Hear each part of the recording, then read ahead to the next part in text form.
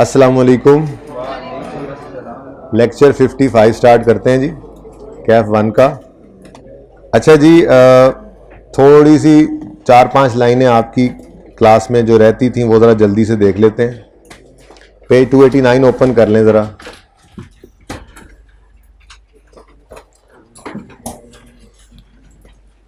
Page 289। बस थे reading, सिर्फ ये 2-4 लाइनें ही रह गई थी, ये पढ़ लेते हैं 2-4-5। इससे क्वेश्चन किया था ना, ये इसके क्वेश्चन ही थे भाई। ये क्वेश्चन, ये क्वेश्चन है, ये क्वेश्चन है, ये इसका ट्रांसफ़र के सारे क्वेश्चन थे ना बेटा। वो मैंने अर्ज़ किया है थोड़ी देर पहले रिकॉर्डिंग ऑन करने से पहले। अब रिकॉर्डिंग में दोबारा ये बात करने की मैं नहीं ज़रूरत महसूस करता कि प्लान चेंज हो गया था बारिश की वजह से। ये परसों की चीज़ पेंडिंग, कल की पेंडिंग चीज़ थी जो मैं करवा रहा हूँ। तो आप बस पढ़ते रहा करें बैठ के, क्या करना है वो मैं प्लान कर लूँगा, ठीक है जी। An entity shall transfer of property to investment property or from investment property, ऐसे बात है ना। प्रॉपर्टी इन्वेस्टमेंट प्रॉपर्टी में आ भी सकती है, यहाँ से जा भी सकती है। When and only when there is a change in use, ठीक है। और वो कहता है change in use occurs when property meets or ceases to meet the definition of investment property and there is evidence of the change in use, ठीक है। तो कहता है कि या तो ऊपर जो एग्जाम्पल्स पढ़ी थी इन्वेस्टमेंट प्रॉपर्टी की होती है एग्जाम्पल्स, इन्वेस्टमेंट प्रॉपर्टी नहीं होती एग्जाम्पल्स, याद है ना। तो कहता है या तो उनमें से कोई डेफिनेशन जो है वो मीट कर जाए या वो मीट करना छोड़ दे, तो इन आउट कर सकते हैं आप, ठीक है जी। लेकिन इसका प्रूफ होना चाहिए ना। इन आइसोलेशन सिर्फ बैठे बैठे मैनेजमेंट सोच रही है हाँ हो सकता है हम इसको किराए पे चढ़ा दें, तो बस ये मेयर इंटेंशन जो है ये ट्रांसफ़र नहीं कराती। आपने तैयारियां शुरू कर दी, आपने सवाल किया था याद होगा कि हमने ये किराए से खाली करा दिया है और डेवलपमेंट शुरू कर दी है with the purpose of use. अब और क्या सबूत हो कि आपने खाली डेवलपमेंट, किराएदारों को बिठा के तो नहीं ना होती, ठीक है ना। तो आपने डेवलपमेंट वर्क शुरू कर दिया। ये क्या था, ये एविडेंस भी था कि जी हम चेंज करने जा रहे हैं, तो फिर ट्रांसफ़र कर लें। खैर थ्योरेटिकल कॉन्सेप्ट है। Example of evidences of a change, ये वही बात है। कमेंसमेंट ऑफ ओनर ऑक्यूपाइड और for development with view of owner occupation, शुरू कर दो बिजनेस यूज के लिए इसको इस्तेमाल करना प्रॉपर्टी को, या डेवलपमेंट शुरू कर दो इस मकसद से कि हम इसको बिजनेस यूज में लाएंगे। बिल्कुल वो वाला सवाल जो हमने ये असेसमेंट क्वेश्चन 1 किया था, ये केस था। IAS 40 से IAS 16 में ले जाएंगे, ठीक है। पॉइंट 2, अगली बात वही लिखी हुई, ये बात मैंने जो हाईलाइट नहीं की, क्या लिखा हो, कहता है कमेंसमेंट कर दिया आपने ओनर ऑक्यूपेशन की, या डेवलपमेंट कर रहे हैं इस नियत से कि ओनर ऑक्यूपेशन करेंगे for a transfer from investment property to owner occupied property. वो मैंने इधर लिख दिया फॉर अ ट्रांसफर। तो वो अगली बात मैंने जो हाईलाइट नहीं की और नहीं पढ़नी, ठीक है ना, जरा इजी रहे जी। शुरू कर दिया है बिजनेस यूज के लिए आपने इसको इस्तेमाल करना प्रॉपर्टी को, या डेवलपमेंट कर रहे हैं इस नियत से कि बिजनेस यूज में लाएंगे, तो ट्रांसफर कर रहे हैं। कहां से, IAS 40 से। कहां, IAS 16 में। Commencement of development with a view to sale, commencement of, आपने डेवलपमेंट शुरू कर दी है किस लिए, ताकि आप सेल करेंगे, तो ट्रांसफर कर दो IAS 40 से IAS 2। End of owner occupation, अगर बिजनेस इस्तेमाल से निकाल दिया, उसने आगे नहीं लिखा उसने कि किस मकसद के लिए निकाला है। तो वैसे भी जो बिला मकसद जो पड़ी होती है, एग्जांपल पड़ी थी, अनडिटरमिन्ड यूज वाली भी कहां जाती है, ठीक है। तो IAS 16 से इसको ले जाओ IAS 40 में। Inception of an operating lease यानी rental arrangement to another party for a transfer from, अच्छा ये उसने वैसे एग्जांपल दी है कि अगर कोई चीज इन्वेंट्री थी और आपने किराए पे दे दी है तो फिर उसको भी ट्रांसफर कर लो।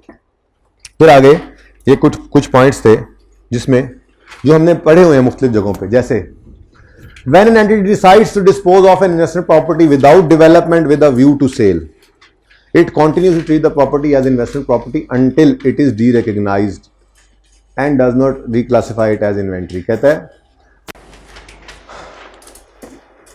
जरूरी क्या है, आपने with a view of sale development की है, with a view of sale, ये जैसे कह रहा था यहां commencement of development with a view to sale. अगर तो आपने एक एंटिटी है, उसने एक इन्वेस्टमेंट प्रॉपर्टी डिस्पोज की है without development with a view to sale, यानी ऐसी कोई नीयत नहीं थी, ऐसी कोई इन्वेस्टमेंट प्रॉपर्टी थी लेकिन कोई डेवलपमेंट नहीं की इस व्यू से कि ये बेचनी है और बेचने के लिए लगा दी, तो कहता है फिर बिकने तक इन्वेस्टमेंट प्रॉपर्टी ही रखना। थ्योरेटिकल कॉन्सेप्ट है, न्यूमेरिकली चीजें हम वैसे ही देख चुके हैं सारी तकरीबन। खैर अभी इसके प्रैक्टिस क्वेश्चंस भी डिस्कस होना बाकी हैं। 4 अदद क्वेश्चंस हैं जिनमें से पहला तो थ्योरेटिकल है, बाकी दूसरा तीसरा चौथा होमवर्क में है, पेंडिंग चले आ रहे हैं, कर लेंगे डिस्कस इंशाल्लाह। वैसे तो IS-20 भी आज मेन तो खत्म हो ही जाना है, तो छोटे मोटे IS-20 के कॉन्सेप्ट्स कल, पास पेपर जो होमवर्क में दूंगा वो कल, और ऐसे फिर ये पिछली कमियां बेशियां भी पूरी करने लग जाएंगे। ठीक है, मंडे से इंशाल्लाह नया टॉपिक शुरू करना ही है, statement of change in equity, Allah ने चाह करेक्शन ऑफ एरर करेंगे, देखिए उसके बाद फिर ये भी साथ साथ चलाते रहेंगे। ठीक है, जो रह जाएगा। अच्छा, इससे फायदा ये होता है कि रिवीजन चलती रहती है, छोटी मोटी चीज़ ऐसे ही, जैसे आज इंपेयरमेंट का सवाल कर लिया हमने, असेसमेंट का क्वेश्चन 4, अब IS-16 तो भूला नहीं था, IS-40-20 वैसे ताज़ा चल रहे हैं साथ साथ, IS-23 2 दिन से किए जा रहे हैं। रिसेंट अटेम्प्ट वाले असेसमेंट क्वेश्चन 1 में भी किया और कल हमने बेल वाले सवाल में भी किया, बोरिंग कॉस्ट भी नहीं भूल रहा था, IS-36 थोड़ा भूल रहा था, इंशाल्लाह आज वो भी याद आ जाएगा विद रिवर्सल। ठीक है ना, तो ये सारी चीजें ऐसे ही लग रहा है जैसे अभी पढ़ रहे हैं, तो ये कोशिश आपने भी करनी होती है, किसी एक वीकेंड पे एक टॉपिक रखा करें पुराना जो सारा बैठ के रिवाइज कर दिया करें। अब IS-16 सारा रिवाइज होने का मतलब ये होता है कि 3-4 सवाल उसके कर लें, मुश्किल जो लगे थे नोट वाले, सारा कुछ रिवाइज हो जाता है, लेकिन बाकी सारे टॉपिक्स छोटे छोटे हैं, तो किसी एक वीकेंड पे बैठा IS-20 सारा एक सीटिंग में बैठ के पढ़का दिया, अगले वीकेंड बैठा IS-40 पढ़का दिया एक सीटिंग में बैठ के। एक सीटिंग में बैठ के करना जो है ना पूरे टॉपिक को, जितने क्वेश्चंस क्लास में किए हैं, होमवर्क में किए हैं, वो आपका लेवल और बना देते हैं टॉपिक के अंदर। तो सारे नहीं हो सकते रिवाइज, पर हर वीकेंड पे एक पुराना तो उठा के रिवाइज कर सकते हो ना, थोड़ी एफर्ट करनी पड़ेगी, CA करने आए हो ना, थोड़ी एफर्ट करनी पड़ेगी, इंशाल्लाह हो जाएगा। अच्छा, when an entity completes the construction or development of a self constructed investment property, अगर कोई एंटिटी कंप्लीट कर लेती है किसी इन्वेस्टमेंट प्रॉपर्टी को जो खुद बना रहे थे, that will be carried at fair value, any difference between fair value property that date and previous carrying value will be recorded. हमें पहले ही कहा था, वहाँ पे पढ़ के आया था कि CWIP है, जब कंप्लीट हो जाए तो उसको उठा के फेयर वैल्यू पे ले जाएंगे, वो कहते हैं ले जाना और gain loss profit and loss में रख देना। ये बात शुरू से कहता आ रहा हूँ, पढ़ा आज रहा हूँ सिर्फ यहाँ से। मैंने आपको कहा था कि अगर फेयर वैल्यू मॉडल यूज नहीं हो रहा इन्वेस्टमेंट प्रॉपर्टी में तो ट्रांसफर्स फेयर वैल्यू पे नहीं होती, कॉस्ट या कैरिंग अमाउंट कह लें, कैरिंग अमाउंट कहना ज्यादा बेहतर है।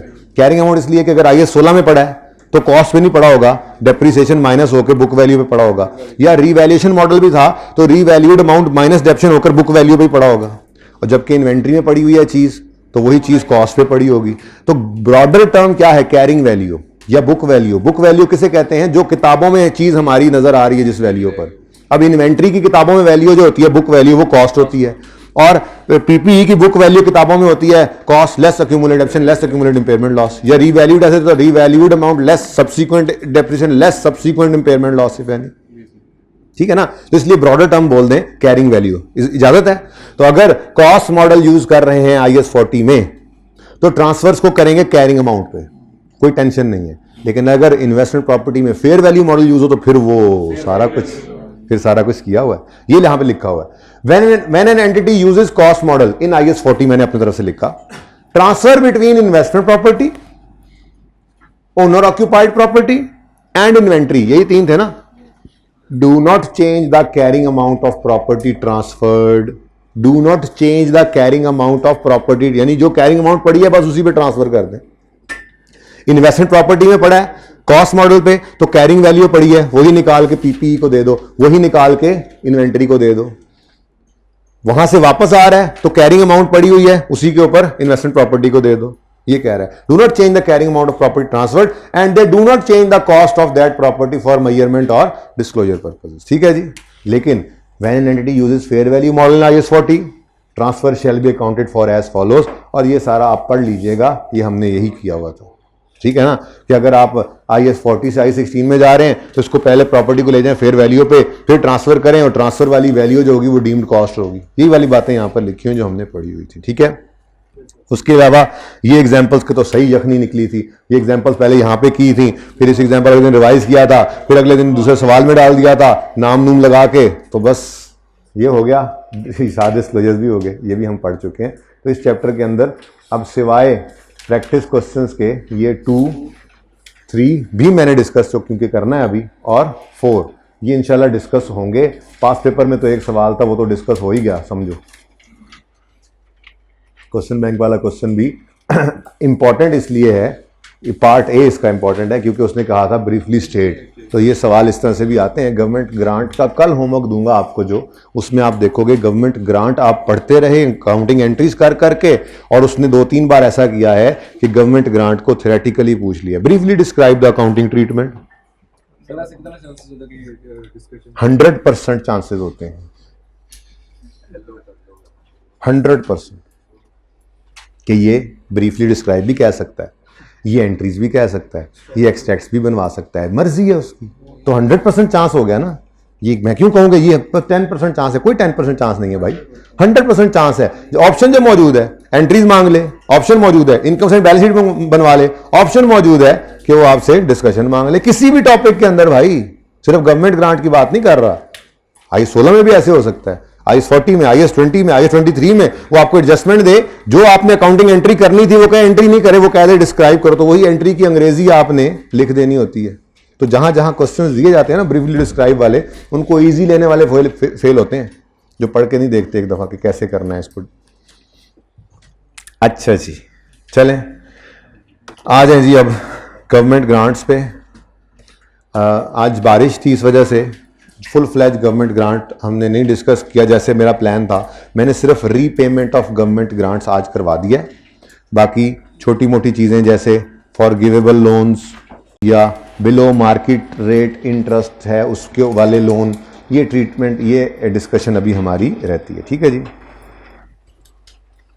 हाँ ये काम हमने किया है। रीपेमेंट तो हो जाएगी इंशाअल्लाह, अल्लाह ने चाहा तो अगले कोई आधे घंटे में मैक्सिमम। उसके बाद फिर हमने अपने असेसमेंट का क्वेश्चन नंबर 4 एम्पेयरमेंट वाला वो डिस्कस कर लिया। ठीक है ना। तो ये 55 का पार्ट ए जो है, इसमें हम गवर्नमेंट ग्रांट रीपेमेंट पढ़ रहे हैं। पार्ट बी में हम इंशाल्लाह इन्वेस्टमेंट, ये इम्पेयरमेंट लॉस का क्वेश्चन करेंगे, असेसमेंट वाला।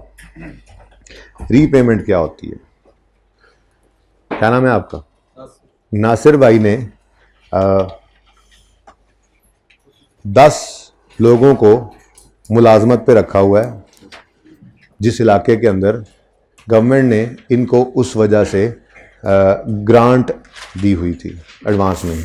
लेकिन गवर्नमेंट ने साथ ये भी कहा था 10 से 1 भी कम हुआ ना नासिर, अगले 5 साल में, अगले 5 साल में 10 से 1 भी कम हुआ ना, तो हम ये पैसे सारे वापस ले लेंगे। अब जिस दिन ये ग्रांट रिसीव की नासिर ने, उस दिन नासिर रिसीव तो कर चुका है, रीजनेबल एश्योरेंस भी इसको थी कि ये 5 साल तक 10 लोगों को एम्प्लॉयड रखेगा। इस बुनियाद पे इसने cash debit liability, deferred grant liability credit कर ली। अब पहला साल गुजरा, 10 लोग मुलाजमत पे थे, इसने उस मिसाल के तौर पे 1 लाख की ग्रांट रिसीव हुई है, ठीक है, और 20,000 एक साल डिवाइड बाई 5 करना 20,000 बनता है ना, 20,000 को इसने पहले साल के एंड पे इनकम बना लिया। Liability debit income credit, deferred grant debit, liability बोल दिया करूं, डेफर्ड ग्रांट को जरा इजी होता है बोल। लाइबिलिटी डेबिट इनकम क्रेडिट पहले साल में भी कर लिया, लाइबिलिटी डेबिट इनकम क्रेडिट दूसरे साल में भी कर लिया। तीसरे साल के अंदर कुछ ऐसे हालात हुए नागुज़ीर वजूहात की बिना पर, इसको किसी वजह से इसके वो मुलाजमीन जो हैं उस इलाके के, जो उस इलाके के नेटिव लोग थे, वहाँ के डोमिसाइल वाले, जो शर्त लगी हुई थी गवर्नमेंट की तरफ से, वो 10 से कम हो गए, 8 हो गए, 7 हो गए, 9 हो गए। अब जैसे ही वो बंदे कम हुए, गवर्नमेंट वाले आ गए और ना के कहा पैसे कढ़ो, तो सारे कढ़ो, आपने शर्त पूरी नहीं की, जो कंडीशन लगाई थी वो आपने ब्रीच कर दी, तो आप रीपे कर दें। गवर्नमेंट जो आगे कहेगी आपने, आपको जो ग्रांट दी गई थी आप रीपे कर दें। तो हमने उस रीपेमेंट की अकाउंटिंग सीखनी है। ठीक है, नासिर ने तो एक्सपेंसेस की मद में ग्रांट रिसीव की थी ना, रीइंबर्समेंट ऑफ फ्यूचर एक्सपेंसेस। ठीक है, आपका क्या नाम है? वासिक, बहुत मिक्स हो जाएंगे नाम। आपका क्या नाम है? दावर। दावर भाई आए, दावर भाई ने आके कहा मैं तो एसिड खरीद रहा हूँ, गवर्नमेंट को कहा, और उधर जाके लगा रहा हूँ। उन्होंने कहा ठीक है, आपको हम एसिड से रिलेटेड ग्रांट दे देते हैं। ठीक है, लेकिन एक बात सुन लो, आपने भी 5 साल उस इलाके से नहीं हिलना। ठीक है, अब दावर भाई ने भी वही काम किया। इसमें ऑप्शन तो 2 होते हैं ना, डेफर्ड लाइबिलिटी बनाएं या नेट करें, वो देखते हैं सारी अकाउंटिंग, ठीक है ना।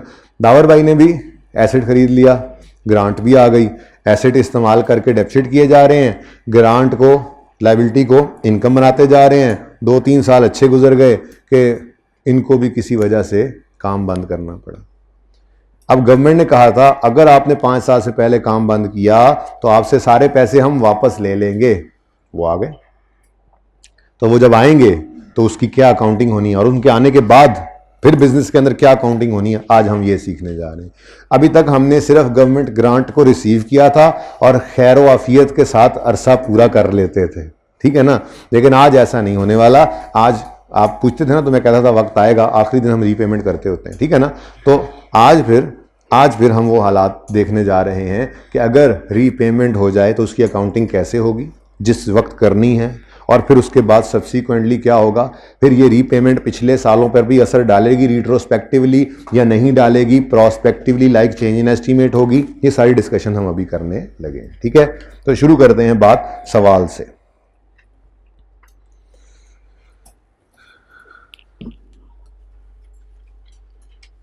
आप लोग सवाल ना खोलना भी है तो सफ़ा नंबर 8 ओपन कर लें।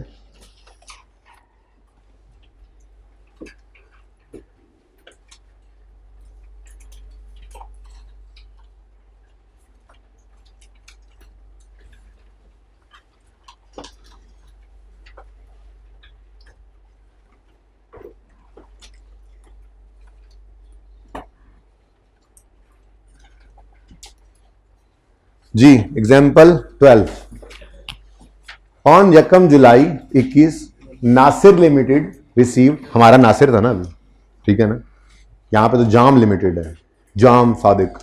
ऑन यकम नहीं जी, ये नासिर है, ओके।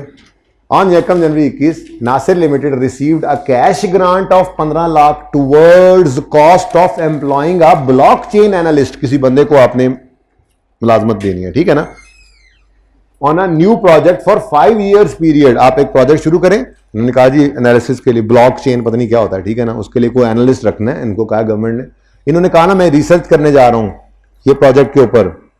जाहिर सी बात है गवर्नमेंट रिसर्च, हमारे मुल्क में तो रवाज नहीं है, ये बाहर के मुल्कों में यूनिवर्सिटियां हैं जो PhDs होते हैं जो रिसर्च करते हैं, ये रिसर्च करके जो चीज़ें बनाते हैं वो फिर सेल करते हैं गवर्नमेंट को, गवर्नमेंट उनको आगे यूज़ कर रही होती है, या और दूसरे प्राइवेट सेक्टर्स को, ठीक है। तो प्रॉपर तरीके से रिसर्च तो यही होती है। खैर, तो इन्होंने कहा कि मैं फलां काम जो है वो करना चाह रहा हूँ।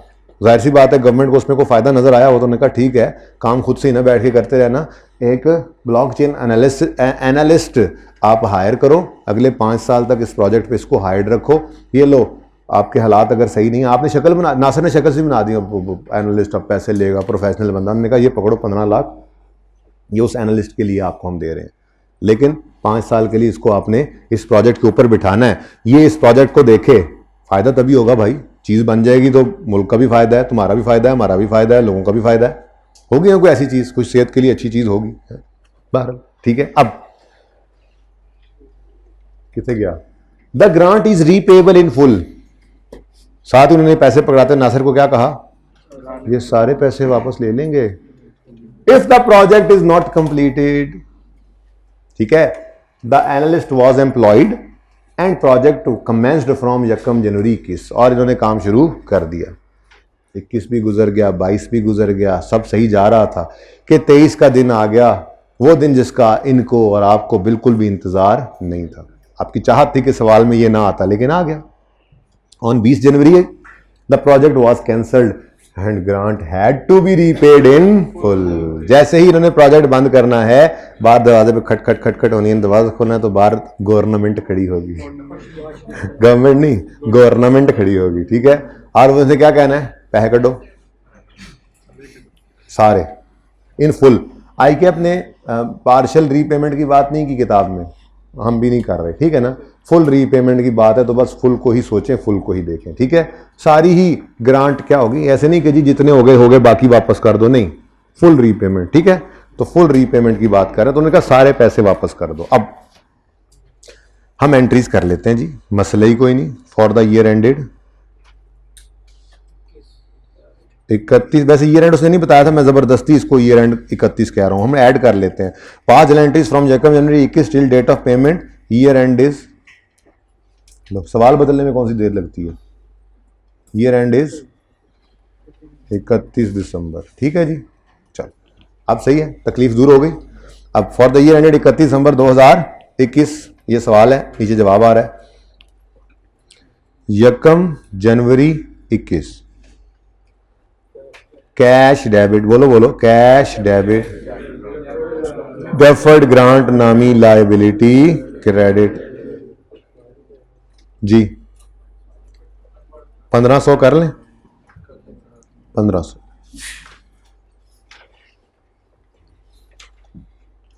अब वो कह रहा है जी प्रोजेक्ट शुरू हो गया, प्रोजेक्ट शुरू हो गया और चल पड़ा है, तो फिर पहले साल के एंड पर 1500 5 साल में इनकम बनाना है, तभी तो इसने आज इसको लायबिलिटी बनाया है। नासिर ने इसको आज लायबिलिटी इसलिए बनाया है क्योंकि 5 साल तक इसको एम्प्लॉयड रखना है ये बंदा, ठीक है ना। तो 5 साल तक ये शर्त लगी रहनी है, तो जैसे जैसे ये साल गुजरते जाएंगे वैसे वैसे, कोई रिलेटेड एक्सपेंस तो गिवन नहीं है कि मैं प्रोपोर्शनेट बेसिस के ऊपर करूं, ठीक है ना। तो कोई बात नहीं, उन्होंने कहा है कि 5 साल तक रखो, तो 5 साल पे इनकम बनाते जाएंगे। अब ईयर एंड आया, डेफर्ड ग्रांट डेबिट और ग्रांट इनकम क्रेडिट, और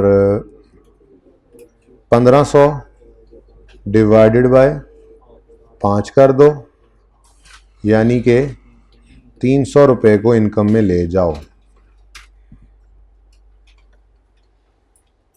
ये सॉल्यूशन ऑलरेडी किताबों में है, प्लीज इसको नोट करने की तरफ ना जाए, नीचे सॉल्यूशन अगले सवाल जी। उसके बाद नजर आ रहा था सॉल्यूशन। उसके बाद फॉर द ईयर एंडेड 31 दिसंबर 22 में भी सुकून चल रहा है, तो ग्रांट रिसीव तो कोई नहीं हुई, ठीक है, लेकिन पहली एंट्री तो नहीं ना होनी। अच्छा, लेकिन ईयर एंड पर इसने खुशियां मनानी है, इसने कहना लो जी 1 साल और जिम्मेदारी पूरी हो गई और 1 साल इनकम में डाल सकते हैं। तो डेफर्ड ग्रांट डेबिट और grant income profit and loss में क्रेडिट 300। पता नहीं नीचे क्यों जगह छोड़ रहा हूं मैं, कोई होगी वजह। आपको इससे क्या, आपको इससे क्या। नरेशन तो नहीं लिखूंगा मैं, नरेशन तो मैं बोला करता हूं बस।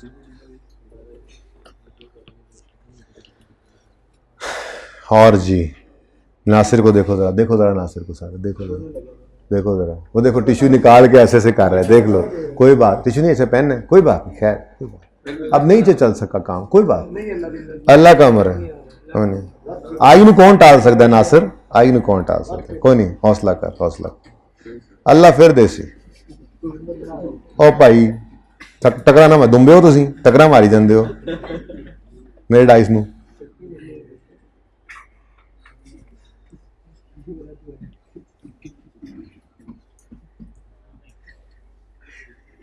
तेरा वैसे कोई हाल नहीं वैसे ना, अंदाजा। अच्छा जी सुने, अब भाई इधर देखें प्लीज, मामला क्या हुआ है। मामला ये हुआ है कि 20 जनवरी 2023 पर इसने प्रोजेक्ट बंद कर दिया है। जैसे ही प्रोजेक्ट बंद हुआ, बाहर दरवाजा खटका और इसने जो बाहर जाकर देखा तो गवर्नमेंट थी खड़ी। उन्होंने कहा पैसे निकालिए। कितने? पूरे पूरे पूरे 1500, 900, हाँ पूरे 900, पूरे 1500 भाई, 900 वाला चक्कर कोई नहीं है। हाँ तो ठीक है, उसमें क्या मसला है, उसमें कोई मसला नहीं।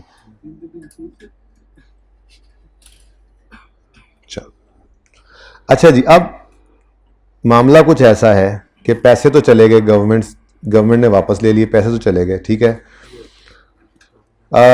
सबसे पहली चीज आप खुद ही बताएंगे, वैसे तो सबसे पहली चीज ये कैश तो हो गया क्रेडिट, ये तो माना आपने।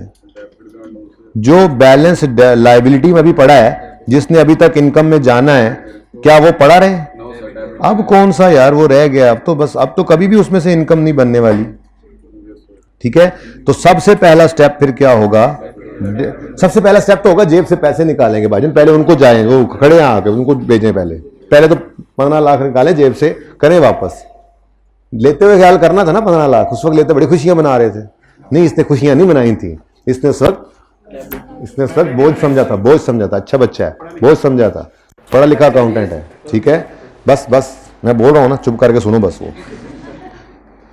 लेकिन अब क्या हुआ, सबसे पहले जो डेफर्ड ग्रांट में अनअमोर्टाइज्ड बैलेंस पड़ा है, क्या चीज ये अनअमोर्टाइज्ड क्या बोल दिया मैंने, जो अभी तक इनकम में नहीं गया। अच्छा, इसका मतलब जब एसेट एक्सपेंस बनता है तो उसका नाम डेप्रिसिएशन हो, यानी कि एसेट डेप्रिसिएशन के जरिए एक्सपेंस बनता है, तो लायबिलिटी अमोर्टाइजेशन के जरिए इनकम बनती है, उसको डेप्रिसिएशन का लफ्ज नहीं कहते। तो ये लफ्ज शायद सुना हो, नहीं सुना तो आप सुन लिया, नहीं सुना तो आप सुन लिया, इसलिए बता रहा हूं कि कभी आ जाए लिखा हो तो परेशान ना हो जाना। ये जो हम डेफर्ड ग्रांट नामी लायबिलिटी को इनकम में डालते हैं आहिस्ता आहिस्ता, इसको कहते हैं अमोर्टाइजेशन, ठीक है, लाइक डेप्रिसिएशन। इनटेंजिबल की डेफिनेशन को भी अमोर्टाइजेशन कहते हैं जी। अनअमोर्टाइज्ड वो अलग बात है, अनअमोर्टाइज्ड बैलेंस जितना पड़ा है वो सारे का सारा खत्म कर दो। अब इसके लिए ना आप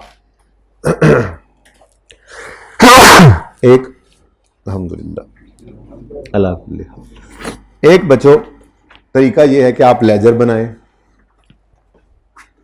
डेफर्ड ग्रांट का। दूसरा तरीका यह है कि आप अगर बैलेंस शीट बना रहे थे तो 31 दिसंबर 22 की बैलेंस शीट के अंदर आपको क्लोजिंग में पड़ा हुआ नजर आ जाएगा डेफर्ड ग्रांट। लेकिन एक आसान तरीका है, वो क्या है, वो आसान तरीका यह है कि आप यहां पर ना जब डेफर्ड ग्रांट, जब रीपेमेंट आ जाए सवाल में, जब सवाल में रीपेमेंट आ जाए, तो एक और भी वर्किंग के तरीके कई हैं, लेकिन ये जरा सबसे शॉर्ट तरीका है। वो क्या कर लो, आप जब भी रीपेमेंट सवाल में आ जाए तो जब अमोर्टाइजेशन ऑफ डेफर्ड ग्रांट करो तो यहां पर उसका बैलेंस निकाल लिया करो। आप कहो हमने ग्रांट, डेफर्ड ग्रांट को क्रेडिट किया था 1500 से, क्रेडिट 1500 बोलो, और फिर ईयर एंड पे इसको डेबिट किया हमने 300 से। अब ये क्रेडिट और डेबिट आपस में लड़े, जवाब आया क्रेडिट 1200, ठीक है, ये एक आपने एडिशनल काम कर लिया, ठीक है। अगला पीरियड शुरू हुआ, आपके पास कितना बैलेंस पड़ा है, क्रेडिट 1200, ठीक है, ठहर जाओ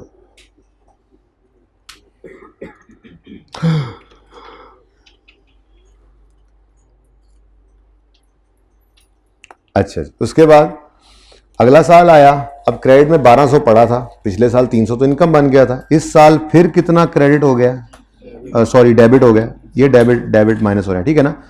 तो क्रेडिट 1200 और डेबिट 300 को आपने लड़ाई करवाई, आपस में कुश्ती कराई, तो कौन जीता, क्रेडिट जीत गया।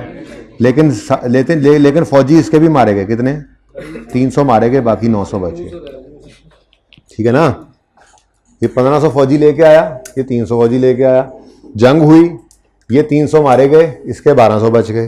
अब ये 1200 पड़े थे, फिर 300 फौजी, ये बार बार आ रहे हैं, आहिस्ता आहिस्ता आते रहेंगे, आखिरकार ये बार आकर आखिरकार ये उनको खत्म कर, खुद भी मिट जाएंगे, इनको भी मिटा देंगे। खैर, लेकिन वो सिचुएशन नहीं आई, 5 साल के एंड पे होना था। फिर फौजी आए 300, इधर पड़े थे 1200, ये 1200 क्रेडिट फौजी हैं, ये डेबिट फौजी हैं, लड़ाई कराई, क्रेडिट फौजी बच गए, डेबिट गए। अब कोई फौजी नहीं आए, अब गवर्नमेंट आई, बल्कि गवर्नमेंट, कौन, आर्मी चीफ डाला है, ना करो यार, रिकॉर्डिंग हो रही होती है, पता लगे सवेरे फिर क्लास ऑनलाइन हो रही हो कि तो मैं जूम मीटिंग में क्लास करा रहा हूं, कहते इंसान मान जाओ इसलिए। अच्छा जी, अब देखें बच्चों,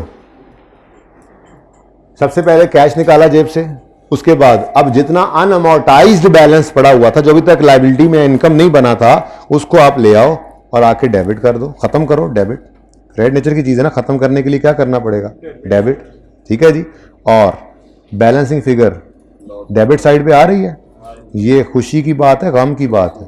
भाईजान जिस वक्त गवर्नमेंट को देखा था तो उसी वक्त गम सवार हो गया था उस पर, देख नहीं थे आप थोड़ी देर पहले, ठीक है। तो इसको कहा जाता है फोरफीट एक्सपेंस। क्या कहा जाता है जी, फोरफीट। गवर्नमेंट ने ग्रांट 4 फीट कर ली ना, वापस कर ली, ठीक है ना। तो इसको 4 feet government grant 4 feet expense भी कह देते हैं, लेकिन सिर्फ एक्सपेंस भी काफ़ी है लिखना, ठीक है। ये एक्सपेंस नहीं, इनकम नहीं है बेटा, ये इनकम है। मतलब आपको 900 रुपये की ओहो कितनी 400 600 रुपये की डज पड़ गई और आप कह रहे हैं जी मेरी इनकम है। मतलब बड़ी गल है। क्या कम हो रही? इनकम कम नहीं हो रही, एक्सपेंस रिकॉर्ड हो रहा है। इनकम नहीं कम की हमने इनकम नहीं कम की। मैं बताता हूँ वो बात जो ये कहना चाह रहा है। ये बैलेंस है क्यों पूछा है? अच्छा जी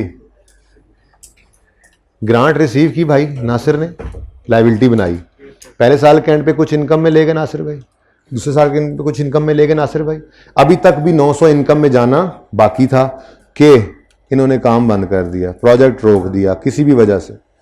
तो गवर्नमेंट ने आके कहा सारे पैसे वापस करो। तो सारे पैसे पहले निकाले इन्होंने, फिर जो अनअमोर्टाइज बैलेंस पड़ा था उसे भी खत्म किया और बैलेंसिंग फिगर कहां चार्ज कर दी? प्रॉफिट एंड लॉस में, ठीक है। अच्छा, यहां पर आके फौरन ख्याल आता है 300 की इनकम रिकॉर्ड की थी 2021 में, 300 की इनकम रिकॉर्ड की थी 2022 में भी 300 की इनकम रिकॉर्ड की थी, और आज क्या हुआ?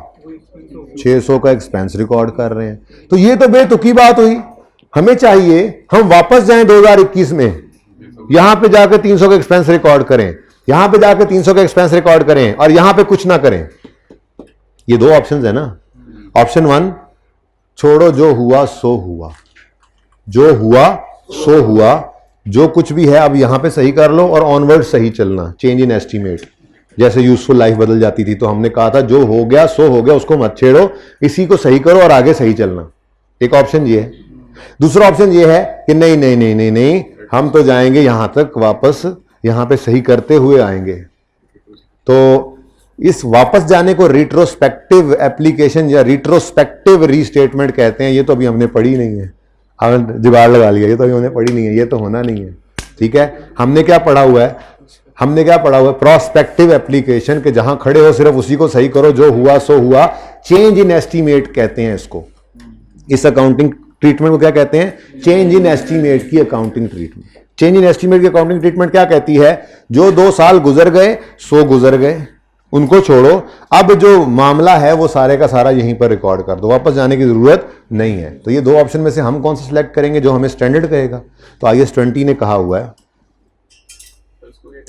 मैं एक मिनट, IAS 20 क्या कहता है? A government grant that becomes repayable shall be accounted for as a change in estimate.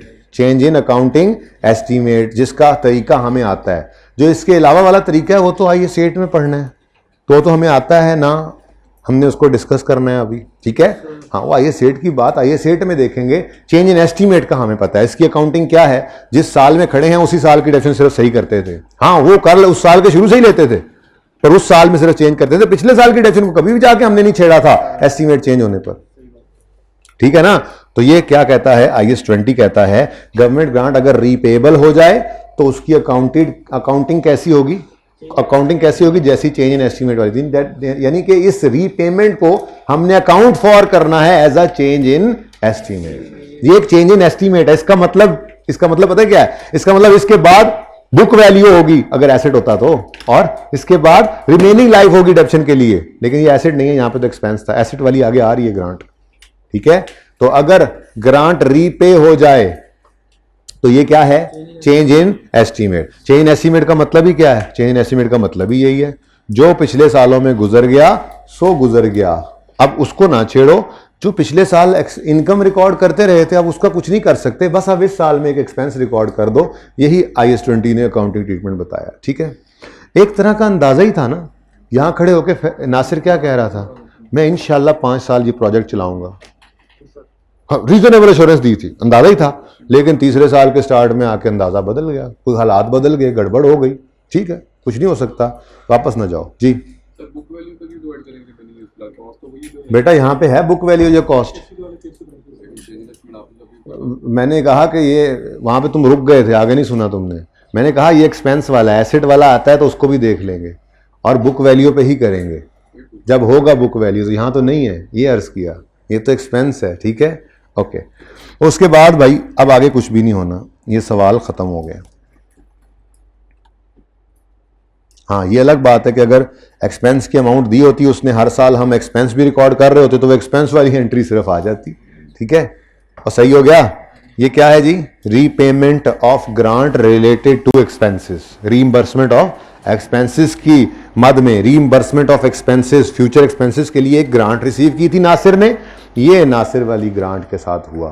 पहले 2 साल इनकम बनाता रहा, तीसरे साल काम बंद किया तो उन्होंने वापस ले लिया, तो ये चेंज इन एस्टीमेट कह के इसी साल में हमने वो कैश निकाला, अनअमोर्टाइज्ड बैलेंस को डेबिट किया, और इस साल में बैलेंसिंग फिगर निकला करेगी एक्सपेंस, ठीक है। और ये आप देख रहे हो, हर सवाल ऐसा तो नहीं होगा, वो तो हो सकता है इसी साल के अंदर आपसे एंट्रीज करवाए, ये तो आपके दिमाग में पिक्चर होगी कि पीछे ऐसा हुआ पड़ा है, और ऐसा ही हुआ होगा कि पिछले 2 साल में उसने 600 की इनकम रिकॉर्ड की थी, तो आज वो एक्सपेंस कर दिया हमने। पिछले सालों को सही नहीं किया, प्रॉफिट एंड लॉस के अंदर एक इनकम रिकॉर्ड करते रहे थे 2 साल, आज उसको एक्सपेंस कर दें। अब खुशियां खत्म हो गई, कोई खुशी नहीं है, अगले ने ले लिए पैसे वापस, ठीक है। चलें आगे।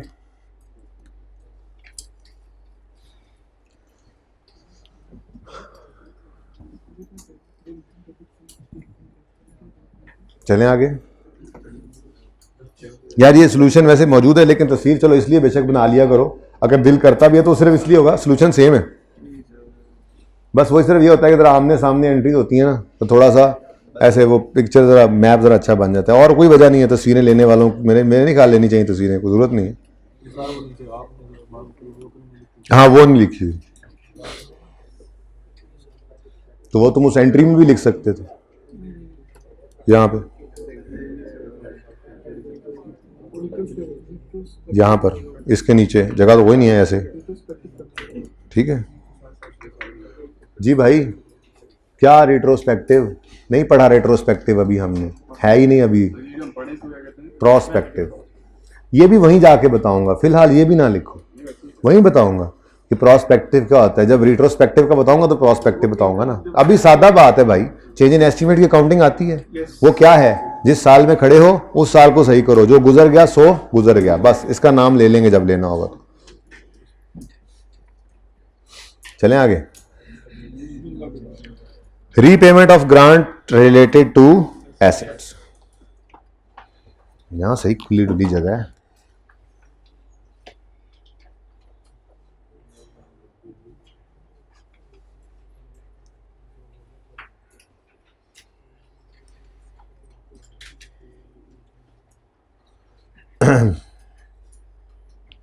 ऑन यकम जनवरी, दावर भाई वाला सवाल आ गया। ऑन यकम जनवरी 2020, D for Dawar, D for deep water, Dawar limited installed a non current asset with a cost of 5 lakh and received a grant of 1 lakh in relation to that asset.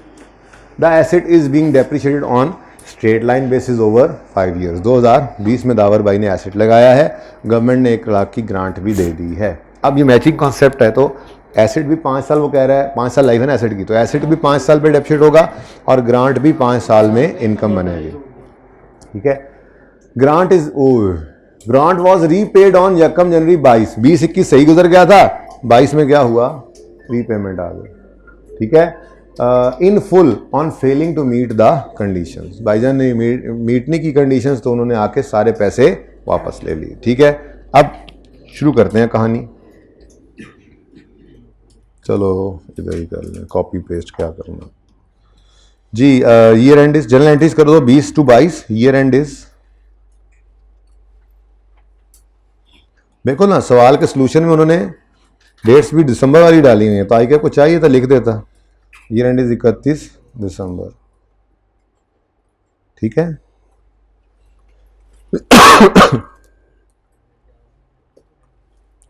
अच्छा जी, फॉर द ईयर एंडेड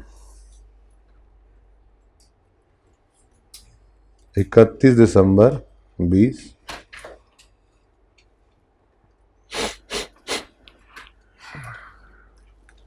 जी यकम जनवरी 20 पर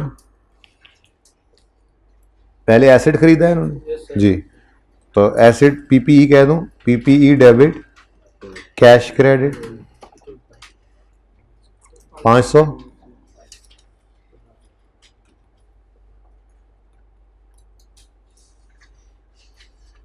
उसके बाद इसी दिन ₹1,00,000 receive कर लिया इन्होंने, दावर भाई ने, तो इस दिन हाँ लाइबिलिटी बना रहे हैं, कह रहे हैं जी मेरे ऊपर जिम्मेदारी है, ये पूरी करूंगा तो इनकम बनाऊंगा, तो डेफर्ड ग्रांट क्रेडिट 100।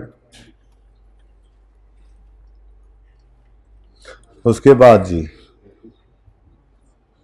ठहर जा, अभी भी मौका है, बाद में फिर पकड़ में नहीं आनी बात।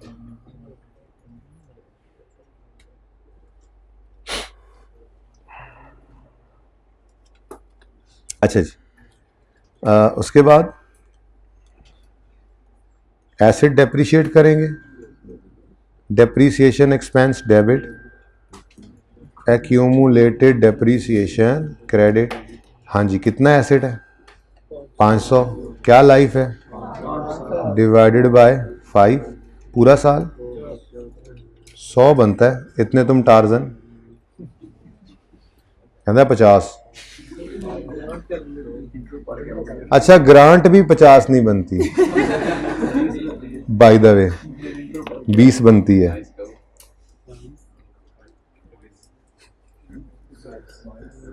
तुम्हारे आस्तीन में ही है तुम्हारे दोस्त। अच्छा, नहीं मैं कह रहा हूं, देखो ये चेता लगा रहे हैं तुम्हारा। ओके, 31 दिसंबर 2020 पर डेफर्ड ग्रांट डेबिट, लाइबिलिटी खत्म कर रहे हैं थोड़ा, डेफर्ड ग्रांट डेबिट और ग्रांट इनकम क्रेडिट। अब इनकम कितनी है जी? ग्रांट 100 की, लाइफ 5 साल है, तो ये 20 आता है। लेकिन आपको पता है इस सवाल के अंदर रीपेमेंट आ गई है। अगर रीपेमेंट आ गई है तो अगला काम कर लो। हाँ, नीचे छोटा सा जंगे करा लो। तो क्रेडिट फौजी थे 100, डेबिट फौजी आए 20, तो लड़ाई घुमसान का रन पड़ा और क्रेडिट 80 रह गए। फतह हुई इनको।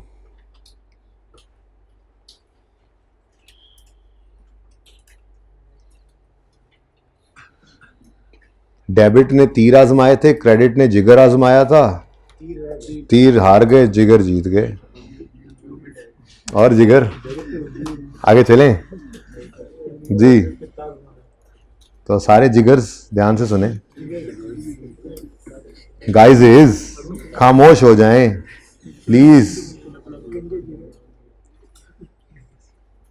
जी। 1 जनवरी पर कोई एंट्री? अच्छा, उसके बाद 31, ये वाली कोई एंट्री नहीं है। उसके बाद 31 दिसंबर 2021 आया, डेप्रीसिएशन डेबिट, एक्यूमुलेटेड डेप्रीसिएशन। छोटे बंदा बन जा 100। तेरा हादसा ही नहीं रुकदा। और अगला काम दावर भाई क्या करेंगे? Deferred grant debit, grant income credit 50, 20। Okay, लड़ाई करा लें जी। चलो जी, हाँ जी। जिगर कितने आए? जिगर आए 80। तीर कितने आए? तीर ओए होए,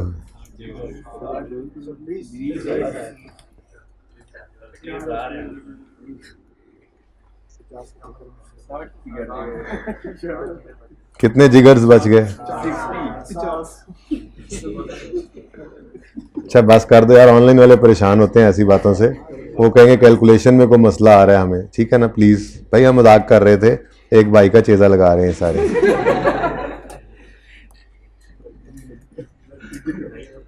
भाई आइंदा से ना कैलकुलेटर यूज कर लिया करो, मेरा मशवरा है।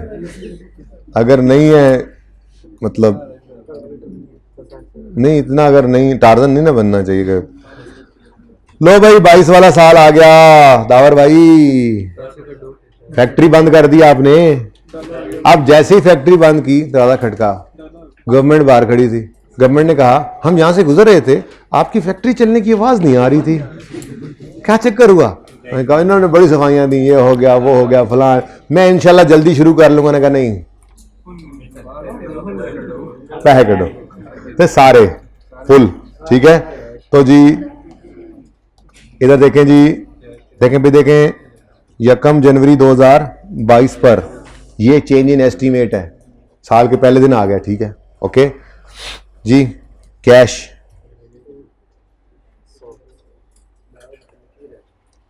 दावर भाई कितने पैसे दे रहे हैं, वो क्या कह रहे हैं, मैं दे दो वापस 100।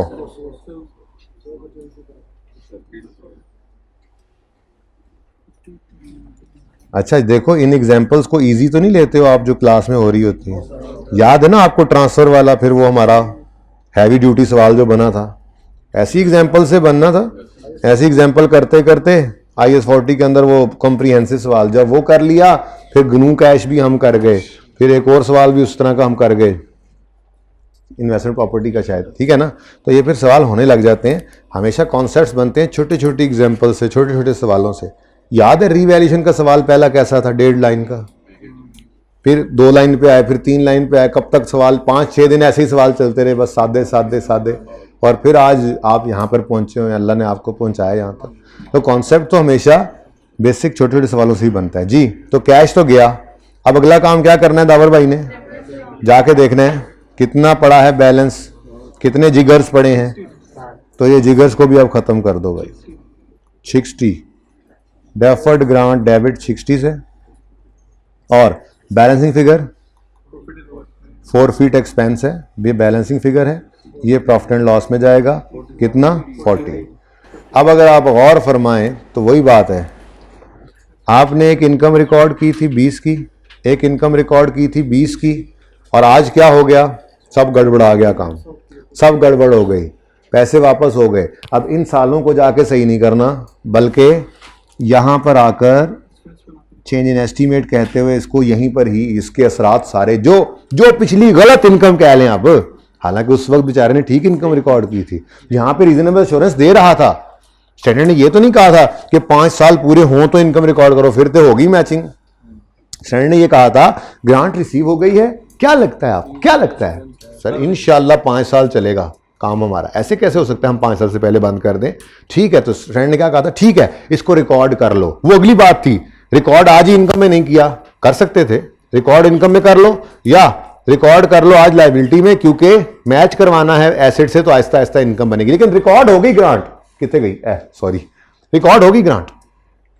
अब इसने रीजनेबल एश्योरेंस थी तो इसने रिकॉर्ड की, ठीक है, इसीलिए तो कह रहे हैं एस्टीमेट चेंज की अकाउंटिंग करो। यहां पे अंदाजा था बिल्कुल चलेगा, लेकिन भाई हालात हैं, एक प्लानर ऊपर भी तो बैठा हुआ है, एक प्लानर हम है, ठीक है ना, बदल गए हालात, तीसरे साल में बंद करना पड़ गया काम, तो वापस मत जाओ। उस वक्त अंदाजा था कि ये होगा, अंदाजा तो यहां आकर बदला है, तो बस जो पहले इनकम रिकॉर्ड हुई थी अब वो सही नहीं है, वो उसी 100 में से 20-20 रिकॉर्ड हो, तो सारा 100 वापस हो गया, तो 40 तो फिर अब एक्सपेंस, पुरानी इनकम रिकॉर्ड की थी, क्या कर दो एक्सपेंस। ये क्या है, चेंज इन एस्टीमेट।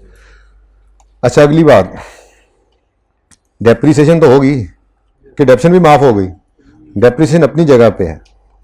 31 दिसंबर, ये देख ले भाई, और एडवांस भाई लाइन विच ही छुप गई है, अच्छी बात है यार, गुड हो गया। 31 दिसंबर 22 पर दे ले, फिर ना कहीं रिपीट कर दें, डेप्रीसिएशन डेबिट एक्यूमुलेटेड डेप्रीसिएशन। अब मेरा सवाल, एस्टीमेट चेंज हो जाए तो क्या यूज करते हैं, बुक वैल्यू, और डिवाइड करते हैं रिमेनिंग लाइफ, ठीक है। वजह नहीं पता, एस्टीमेट चेंज के दिन क्या करते थे, एस्टीमेट चेंज एसेट का होता था, तो ये भी एसेट ही है, आज भी ऐसा ही है, लेकिन ये तो लायबिलिटी अलग-अलग चल रही है, एसेट हमारा चलता है, कोई बात नहीं है, आंसर तो सेम ही आना है, तो कॉन्सेप्ट क्यों खराब करें हम। एस्टीमेट चेंज के दिन उसूल क्या है, book value divide by remaining life, फर्क नहीं पड़ेगा आपके आंसर पे। अपना कॉन्सेप्ट, कितनी जगह क्या क्या चीज याद रखेंगे यार। अब यहां नया रूल याद करने, एस्टीमेट चेंज जब भी होता है हम बुक वैल्यू को रिमेनिंग लाइफ पे डेप्रिशिएट करते हैं, तो बस यही याद रखो ना। इंपेयरमेंट होती है तो रिवाइज बुक वैल्यू को रिमेनिंग लाइफ पे करते हैं, रीवैल्यूएशन होती है तो रीवैल्यूड अमाउंट को रिमेनिंग लाइफ पे करते हैं, बस ऐसे ही याद है। वो फिर वर्किंग होगी तफसील से, वो ऐसे थोड़ी होगा, फिर वो शॉर्टकट थोड़ा ही होगा फिर। ठीक है, ओके। अच्छा जी, तो 300 जरूरत नहीं है वैसे इसको आप, वो बाई वाली बात है, 500/5 भी कर सकते थे, लेकिन मैंने कहा जी 500 में से 200 निकल चुका था, 300 बाकी था।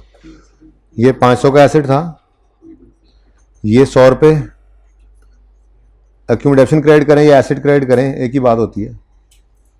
कम हो चुका था 200, तो 300 रह गया था। 22 के स्टार्ट में 300 का पड़ा है, और 2 साल गुजर गए हैं तो रिमेनिंग 3 साल पड़े हैं, तो वही आंसर तो वही है। अब देखो 100, देखो अगर स्टैंडर्ड ने, ये स्टैंडर्ड ने लिखा हुआ है ना, स्टैंडर्ड ने लिखा हुआ है, ये किधर गया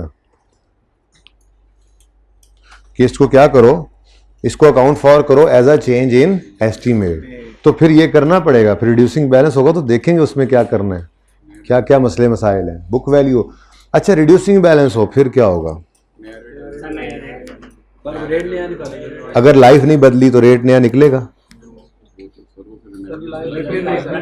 अब सुनो सुनो सुनो सुनो सुनो सुनो सुनो सुनो, रिमेनिंग लाइफ वही होनी है जो पहले थी। बुक वैल्यू अगर यूज कर भी लोगे, ठीक है, तो भी रिमेनिंग लाइफ की वजह से रेट वहीं पे ही आ जाएगा। मकसद कहने का ये है, अगर बदल भी जाएगा, वैसे आज सवाल करना उसने रेट बदल के भी दिखा दिया, रेट बदले या ना बदले आपकी रिड्यूसिंग बैलेंस में तो वैसे ही रेट ने किस पे लगना होता है, बुक वैल्यू पे। तो वो जिस सवाल के अंदर आएगा देख लेंगे इंशाल्लाह, ठीक है ना। ज़हनी तौर पे वैसे बस तैयार रहें, चेंज इन एस्टीमेट है तो अकाउंटिंग यही है, हमने बुक वैल्यू को रिमेनिंग लाइफ पे डेप्रिशिएट करना है।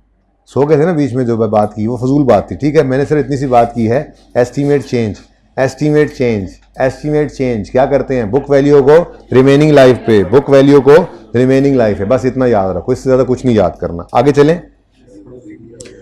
अच्छा जी, आगे अब कितनी ग्रांट इनकम में डालने, केडी ग्रांट, सारे जिगर्स जा चुके हैं, देयर इज नो जिगर available now. Repayment of government grant if our accounting policy is to record deferred grant separately, फिर एक्सपेंस अलग डेप्शन का, इनकम अलग, ठीक है। अभी दूसरे ऑप्शन पे आते हैं, क्योंकि एसेट में 2 ऑप्शन है, वो इनकम के अंदर 2 ऑप्शन जरूर हैं, लेकिन वो सिर्फ प्रेजेंटेशन के थे, उससे फर्क कोई नहीं पड़ता। तो वो एक्सपेंस की रीपेमेंट जो है ना, वो एक्सपेंस की रीपेमेंट, उसमें बस वो एक ही सवाल था जो कर ली। आप इनकम रिकॉर्ड करते रहे, एक्सपेंस कम करते रहे, इस साल एक्सपेंस बढ़ जाएगा। मेरी बात सुनो, यहां पर भी तो 2 अप्रोचेस होती थी। हमने डायरेक्ट अप्रोच वाली अकाउंटिंग की हुई है, डायरेक्ट अप्रोच वाली अकाउंटिंग की हुई है, और यहां पे जाके एक्सपेंस 600 का रिकॉर्ड कर लिया। अगर हमने इनडायरेक्ट की होती तो यहां क्या करते, इनकम की बजाय एक्सपेंस करते, यहां क्या करते, एक्सपेंस करते। यहां पर भी क्या आना था, एक्सपेंस। अब क्या होता, हम कहते यहां पे 300 से एक्सपेंस कम रिकॉर्ड हुआ था, यानी 600 एक्सपेंस कम रिकॉर्ड होता, यहां पे 600 बढ़ा लो, तो इसलिए कोई फर्क नहीं पड़ा, मैंने इसीलिए इसको एक ही रखा हुआ, सवाल एक ही है। डायरेक्ट मेथड हो चाहे इनडायरेक्ट मेथड हो, रीपेमेंट वाले दिन एक्सपेंस रिलेटेड ग्रांट में कोई असर नहीं पड़ता। डायरेक्ट मेथड हो चाहे इनडायरेक्ट मेथड हो, क्या फर्क पड़ता है। इनकम ज्यादा रिकॉर्ड हो गई थी, अब एक्सपेंस रिकॉर्ड कर लो, या एक्सपेंस कम रिकॉर्ड हुआ था, अब एक्सपेंस रिकॉर्ड कर लो, फर्क क्या है यार। इसकी बुक वैल्यू कहां से आई भाई, एक्सपेंस रिलेटेड ग्रांट है। एक्सपेंस रिलेटेड ग्रांट में इनडायरेक्ट हो चाहे डायरेक्ट हो, डेफर्ड ग्रांट तो अपनी जगह आती थी। उधर बैठना शुरू करो कल से दोबारा।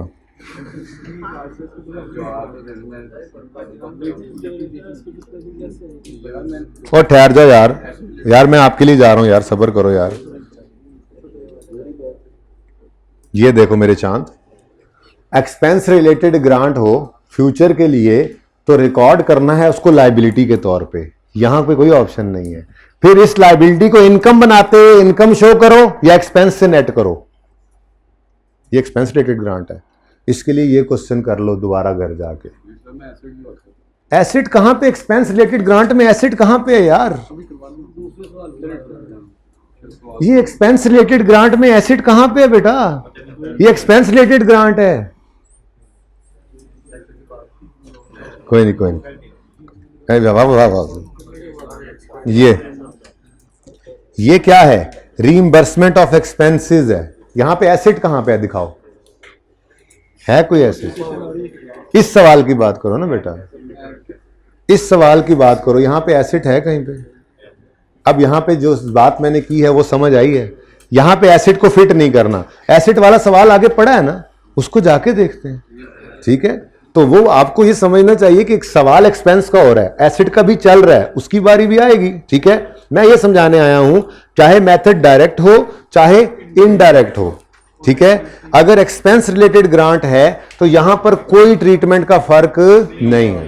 क्यों? क्योंकि या तो आपने इनकम रिकॉर्ड की थी, डायरेक्टली इनकम रिकॉर्ड की थी, तो अब एक्सपेंस रिकॉर्ड करके उसको रिवर्स कर दिया असर को, या आपने इनडायरेक्टली इनकम रिकॉर्ड की थी बाय क्रेडिटिंग एक्सपेंस, तो आज एक्सपेंस बढ़ा के उसका असर खत्म कर लो।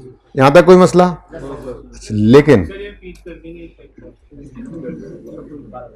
क्लास के बाद आ जाना। Okay, next.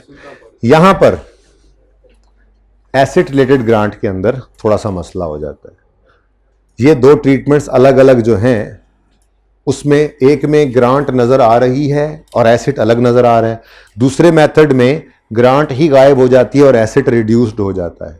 इसलिए यहां पर रीपेमेंट के वक्त ट्रीटमेंट अलग अलग होगा, ठीक है? ये समझ आ गया सबको? ये क्लियर है सबको? जी जी, हमेशा ही एस्टीमेट चेंज के तौर पे लेंगे, स्टैंडर्ड ने लिखा हुआ है। जी जी जी बिल्कुल। अच्छा जी, अब उसने कहा था under both methods of presentation आप ये एंट्रीज करो। बोथ मेथड्स का मतलब क्या है? डायरेक्ट और इनडायरेक्ट। डायरेक्ट मेथड क्या होता है? जिसमें डेफर्ड ग्रांट शोन और फिर इनकम भी नजर आती है। और इनडायरेक्ट क्या होता है? जिसमें डेफर्ड ग्रांट इज, बल्कि हाँ सही है, deferred grant is deducted from asset, ठीक है ना? From related asset.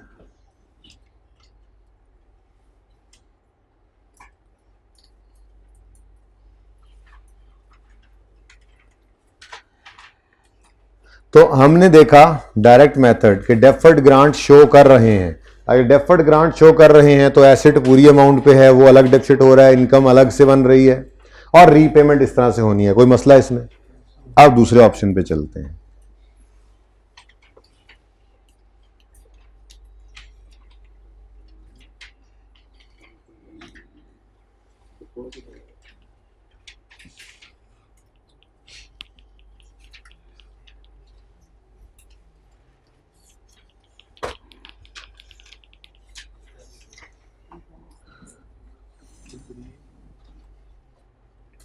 ये जी कौन सा मेथड था? ये कौन सा मेथड था? डायरेक्ट। वैसे उसने नहीं कहा डायरेक्ट इनडायरेक्ट के नाम से, उसने कहा दोनों है, तो दोनों है तो बस ठीक है जी। ये कौन सा मेथड है? डायरेक्ट। अब हम शुरू करने लगे हैं इनडायरेक्ट। सवाल वही है, डाटा जहन के अंदर है आपके, 5 लाख और 1 लाख और 5 साल, ठीक है? चलो, for the year ended, for the year ended 31 दिसंबर 2000, कौन सा साल है पहला?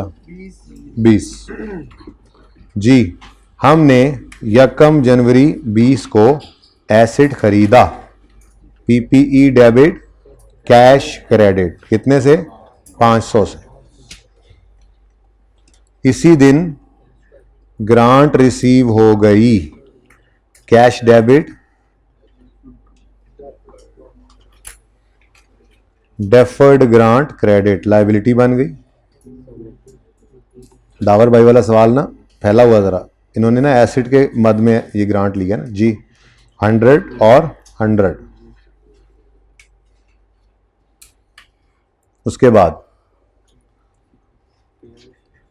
अच्छा, अब कुछ लोग ना इसी एंट्री को ही नेट कर देते होते हैं, खैर वो बाद में बताता हूं। 1 जनवरी 20 को आप नेट कर दो इसको, डेफर्ड ग्रांट को एसिड से, यानी लाइबिलिटी को खत्म कर लो और एसिड को ही क्रेडिट कर लो 100 से। अब मैं ये अर्ज कर रहा हूं कि आपको नजर आएगा कुछ लोग ये एंट्री यूं भी कर लिया करते हैं, ठीक है, कैश डेबिट पीपी क्रेडिट। लेकिन मैं इस एंट्री को इसलिए अवॉइड करता हूं कि ये तो चलो सेम डे पे आ गए, या चलो पहले एसेट आए फिर ग्रांट आए तब भी समझ में आती है। लेकिन कभी शरारत कर दे आई कैप ये चेक करने के लिए कॉन्सेप्ट को, ग्रांट को पहले, जैसे हमने पहले सवाल में किया था, ग्रांट को पहले ले आए और बीच में ईयर एंड डाल दे, और आप एसेट के आपने रट्टा लगाया होता है माशाल्लाह से ना, तो आपने रट्टा लगाया होता था कि डिडक्ट करने वाली ग्रांट में हमने एसेट एंट्री करनी है। अब आप एसेट का इंतजार कर रहे थे कि एसेट आएगा तो ग्रांट डिडक्ट होगी, और ईयर एंड पहले आ गया और वो ग्रांट रिसीव हुई थी, वो लाइबिलिटी में नहीं आई। तो इस चीज से बचने के लिए मैंने सिर्फ कहा है कि एक एंट्री ज्यादा है ना, कर दिया करो, कोई मसला नहीं है, ठीक है। अब एसेट हमारा देखो देखो देखो देखो, ग्रांट तो गई, खत्म हो गई, ये तो नील हो गई, ठीक है। एसेट हमारा जो था वो 500 पे था, खत्म नहीं हुआ, थोड़ा कम हो गया और 400 पे आ गया। अब ये इनडायरेक्ट मेथड है, इनडायरेक्टली इनकम रिकॉर्ड होगी by way of reduced depreciation, ठीक है। तो सेकंड पार्ट शुरू करना चाह रहे हैं, कोई नहीं शुरू होगा, चलने दें। 31 दिसंबर 2020 पर जी बोले, depreciation expense debit, accumulated depreciation या पीपीई जो भी मर्जी कर दिया करो, क्रेडिट, और यहां पे आके अब आपने वर्किंग करनी है। एसिड 500 माइनस 100, 400 का हो गया है, लाइफ कितनी है 5 साल, तो डेप्रिसिएशन एक्सपेंस कितना आ गया 2C।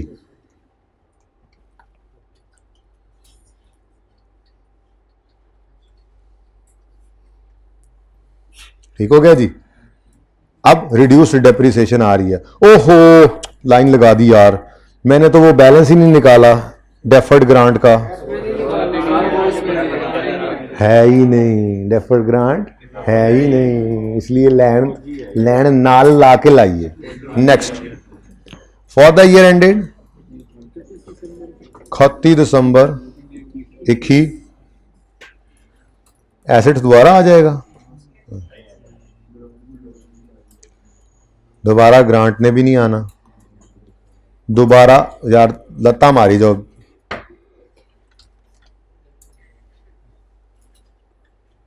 माइनर था, माइनर था, नाम क्या है तुम्हारा?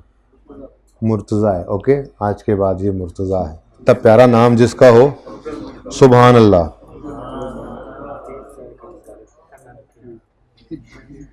लो भैया, ना वही एसेट दोबारा आया, ना ग्रांट दोबारा आई, ना नेट किया, बल्कि सिर्फ क्या करना है डेप्रीसिएशन। तो 31 दिसंबर 21 पर depreciation expense debit, accumulated depreciation credit, कितने से इंसान बन जा मुर्तजा 80 से। सर तानू भी थोड़े दिनों से पता लग जाएगा, सीएम में नहीं तंग है दे दो, हैं ये कहना चाह रहे तुम लोग, समझ गए यहां तक को मसला जी चल रहा है, सवाल सही गपशप में। फॉर द ईयर एंडेड 31 दिसंबर 22, 31 दिसंबर 22 को, ओहो आज तो रीपेमेंट हो गई, ओहो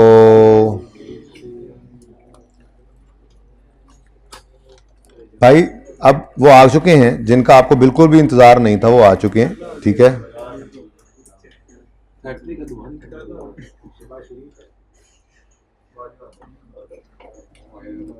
लैपटॉप चल जाए, बाकी जो कहोगे वो आ जाए, मुझे उससे कोई लेना देना नहीं। Okay, for the year ended 31 दिसंबर 2022। यार मैं ना तुम्हें शरीफ आदमी समझता हूँ, बिल्कुल सर, लेकिन गलत समझता हूँ। Change in estimate. Change in estimate आ गया।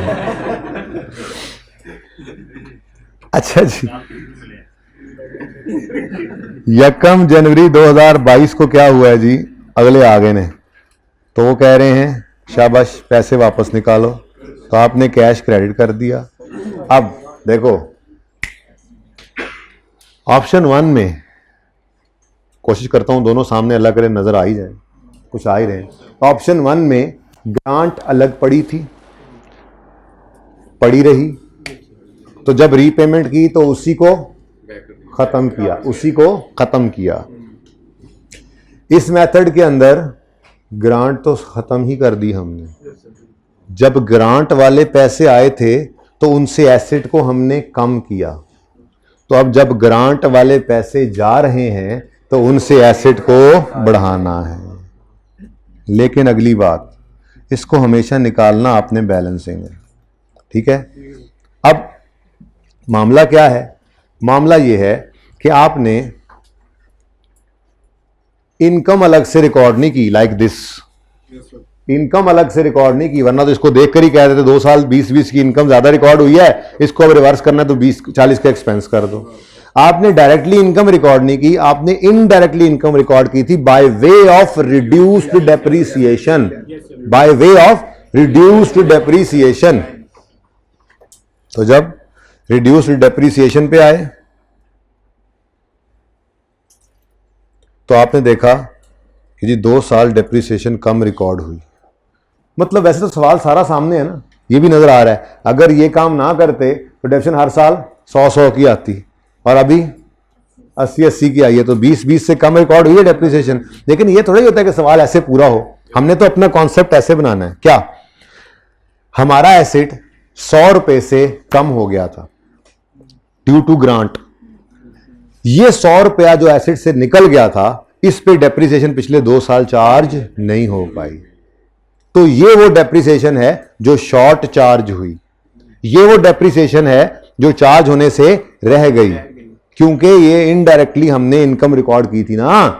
अब जो एस्टीमेट चेंज हुआ है तो पिछले साल्स में यहां पर, पिछले साल्स में यहां पर एक एक्सपेंस कम रिकॉर्ड हुआ पड़ा है, तो अब सही करने के लिए क्या करोगे, एक्सपेंस को बढ़ा लोगे, एक्सपेंस को बढ़ा लोगे, ठीक है।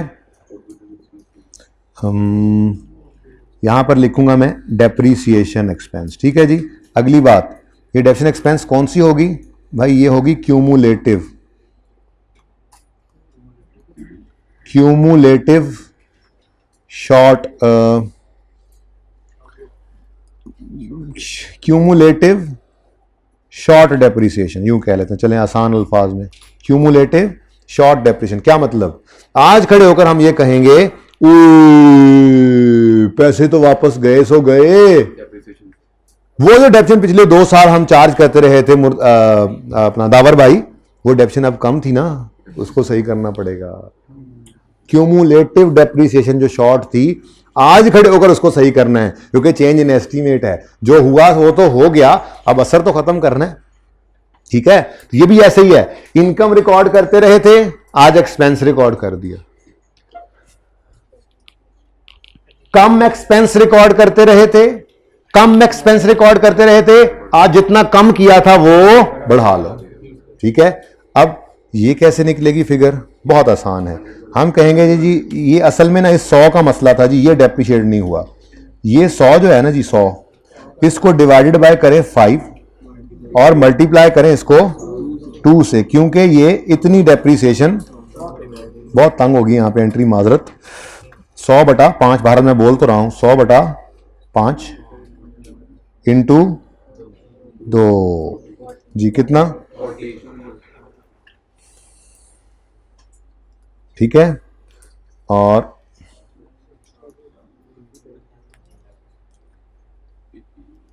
यहां पर बैलेंसिंग कितना आ गया, 60। ओके हो गया, डन हो गया। तो फर्क क्या नजर आया, इधर देखो, दोनों आमने सामने हो ना, अच्छा लगता है।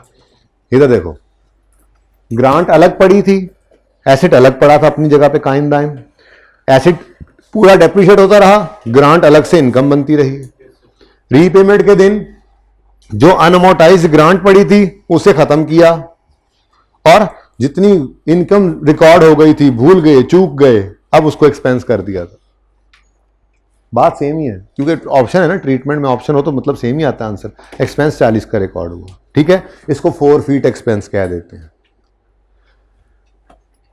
दावर भाई यूज कर रहे थे इनडायरेक्ट मेथड, जिसमें उन्होंने क्या किया, ग्रांट का कला कमा कर दिया, कला कमा कर दिया, ग्रांट होगी खत्म, ग्रांट का वजूद कोई नहीं, और इस कले कमे की वजह से एसेट कम हो गया था।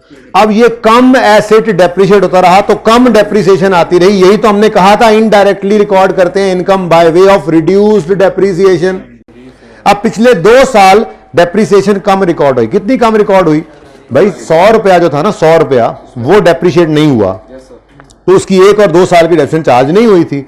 अब यहां आकर यहां आकर रीपेमेंट करनी पड़ी हमें। अब ये एस्टीमेट चेंज हो गया हमारा। अब हमने कहा वो जो कम डेप्रिसिएशन चार्ज की थी ना पिछले 2 साल, वो सही नहीं है, ग्रांट ही नहीं थी, खत्म कहानी। तो एसेट को बढ़ाना, तो वो जो 100 रुपए से एसेट को बढ़ना चाहिए था वो नहीं बढ़ा था, ठीक है, 100 रुपए से नहीं बढ़ा था, तो पिछले 2 साल में 100 रुपए की वो 2 साल की डेप्रिसिएशन चार्ज नहीं हुई थी, तो अब कर लो, ठीक है। तो यहां पर फोरफिट एक्सपेंस है, यहां पे डेप्रिसिएशन एक्सपेंस है। लेकिन ये डेप्रिसिएशन एक्सपेंस यकम जनवरी पे खड़े होकर निकाल रहे हो, कभी आज तक देखा ऐसा?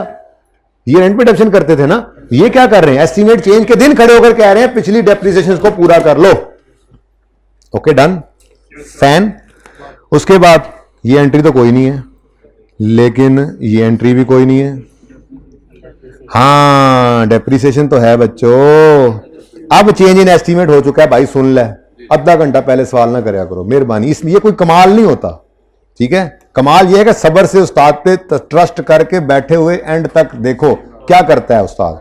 गेम डाली होती है, कहानी डाली होती है, पता नहीं कहां से चीजें, ऐसे गोटी डाल, ऐसे जाला डाल, ऐसे करके घुमा घुमा के उस्ताद ला रहा होता है, तो देखा करो उस वक्त। अच्छा, एड्डा मैं शिकारी, वजीरिस्तान वाला स्टूडेंट कह रहा था सर फिर शिकार पे चले। मैं क्या वजीरिस्तान लेके जाओगे शिकार पे? कहते हैं नहीं नहीं यहीं चलेंगे, कोयटा। मैं कहा हाथ थोड़ा कर ले, लग जाना है। Depreciation expense debit, accumulated depreciation. मैं कहा यार तुम रहते एक कोने में पाकिस्तान के, लेके मुझे दूसरे कोने पे जा रहे हो, पता नहीं ऐसी किसी तीसरी जगह तक ना पहुंच जाइए दो जी। अब भाई इधर देखें भाई, एस्टीमेट चेंज हो गया है। एसेट की बुक वैल्यू बताना जरा, 400 हो गया था, 400 के बाद 80 माइनस हुआ तो रह गया था 320, फिर रह गया था 80 माइनस तो रह गया था 200। अब मैं इस 240 को डिवाइड करने लगा था रिमेनिंग लाइफ 3 पे, तो किसी ने कहा ओ उत्ते वाला 60 नहीं वेंदे, तो हमने कहा कोई मसला नहीं, कोई मसला नहीं, ये 60 बढ़ गया, बस इस दिन एस्टीमेट चेंज की तरह से बुक वैल्यू, और ये तो इसी दिन है और रिमेनिंग लाइफ है, अल्लाह अल्लाह ते खैर से अल्लाह, आंसर पूरा 100 आएगा। वापस हो गया काम। ये कैलकुलेशन जैसे मर्जी कर लें, कोई मसला नहीं, इसके 100 तरीके हो सकते हैं, इसके 100 तरीके हो सकते हैं, ठीक है। लेकिन हमने क्या किया, हमने अपने चेंज इन एस्टीमेट वाले कॉन्सेप्ट के हिसाब से इसको कर लिया, ठीक है। अब जरा आखिरी बार दोबारा सुन ले, रिपीट टेलीकास्ट वाले भाई ध्यान दें सारे। अगर एक्सपेंस रिलेटेड ग्रांट है, यानी फॉर रीइंबर्समेंट ऑफ एक्सपेंस, तो ग्रांट तो लायबिलिटी ही बनती है फॉर फ्यूचर एक्सपेंस अगर हो तो, ठीक है।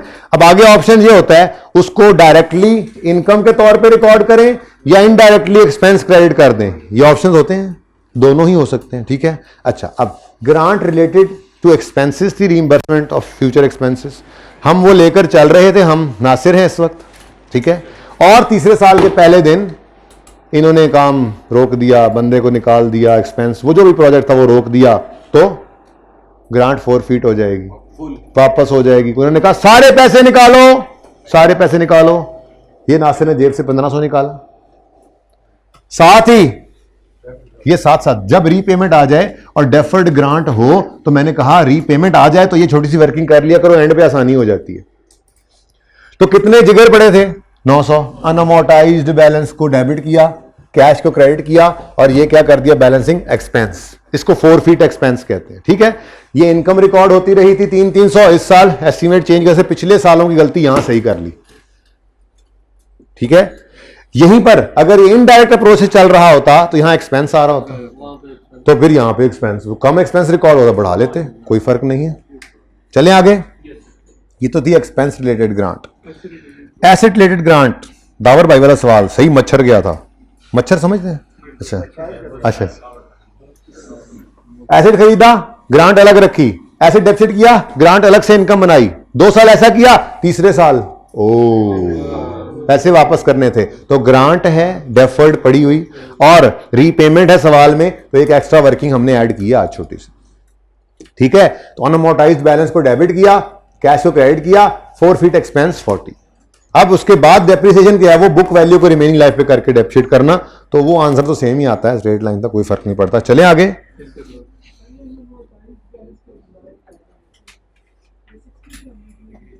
कहां से सवाल कहां से आ रहा है? हाँ भाई 60 से इसलिए किया है कि 100 पड़ा था ग्रांट में, कितने गया ये डेफर्ड ग्रांट 100 की पड़ी थी, 20 से कम हो गई, कितनी रह गई 80, 20 से फिर कम हुई, कितनी रह गई 60। अब ये 60 अभी तक इनकम नहीं बनी थी, बनेगी भी नहीं कभी, खत्म करो।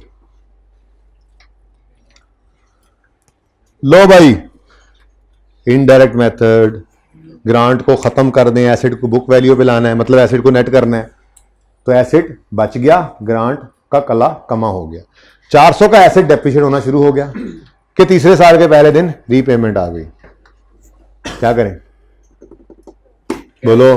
क्रेडिट कर दे पहले कैश क्रेडिट करें, फिर अनअमोर्टाइज्ड बैलेंस वाला चक्कर तो है नहीं, बल्कि ग्रांट के आने पे एसेट को कम किया था, अब ग्रांट के जाने पे एसेट को बढ़ाएंगे। लेकिन चूंकि वक्त भी बीच में काफी गुजर गया है, तो हम यहां पर बैलेंसिंग फिगर निकाला करेंगे हमेशा, ठीक है। अब 40 रुपए डेप्रीसिएशन क्या है, 40 रुपए डेप्शन क्या है, ये वो क्यूमुलेटेड डेप्शन शॉर्ट है जो पिछले 2 साल में होने से रह गई थी due to netting of asset with government grant.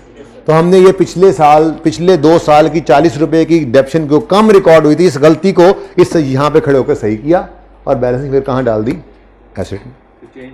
ये चेंज इन एस्टीमेट था, इसलिए बुक वैल्यू बनाई, एसेट कितने पे पड़ा था 400 पे आया था, 400 माइनस 80 240 पे आया पड़ा था, ये 240 को रिमेनिंग लाइफ पे डेप्रिशिएट करना था, लेकिन साथ में ये 60 भी ऐड हो गया, ठीक है। तो ये डेप्रिसिएशन आ गई 100 रुपए। जी बताएंगी? कम तो किया था 100 से, हाँ 60 से ये किया।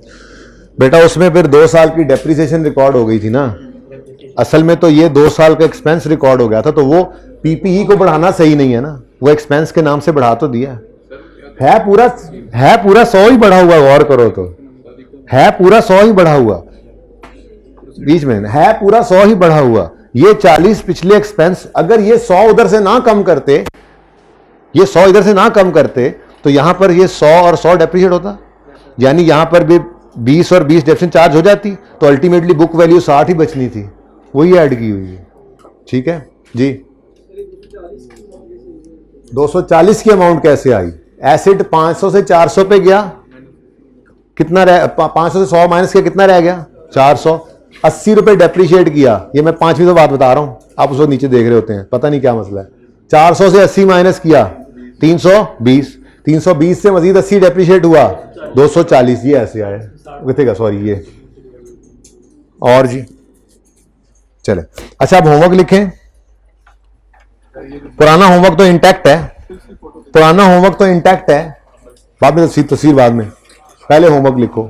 वो पुराना होमवर्क चूंकि डिस्कस नहीं हुआ, जब तक डिस्कस नहीं होता होमवर्क ही रहता है, पता ही है ना आपको, पियानो लिमिटेड वो याद है, सवालात स्पुतनिक सी लिमिटेड, कितना अरसा होमवर्क चलता रहा था, हो जाता है। पेज नंबर 14 इंशाल्लाह हो जाएगा। Page number 14 question number 4, Basit limited. Basit है वो हमारी क्लास में, बासित हाइब्रिड में फिजिकल में को बासित है नहीं है, सवाल है। क्वेश्चन नंबर 4 पेज नंबर 14, इसमें रीपेमेंट है, एसेट रिलेटेड ग्रांट है, और दोनों तरह से उसने कहा है कि एंट्रीज करके दिखाएं, 6, 7, 8, 9 4 साल की, ठीक है। ये एक होमवर्क हो गया। कर देंगे सर, जल्दी जल्दी निकलो आगे, अभी मैंने टेस्ट डिस्कस करना है। हाँ वो मैंने उसका हल निकाल लिया, वो वीडियो दूसरी वाली सुबह वाली अटैच करूंगा। ओके, बल्कि ये मिक्स करके अटैच करते हैं ना, ये वाला लेक्चर बेहतर हुआ है और वो वाला टेस्ट डिस्कशन बेहतर, वो पहले कर लिया था, तो इन दोनों को अटैच करके यूट्यूब पे चढ़ाता हूँ, सब सुन के आएंगे।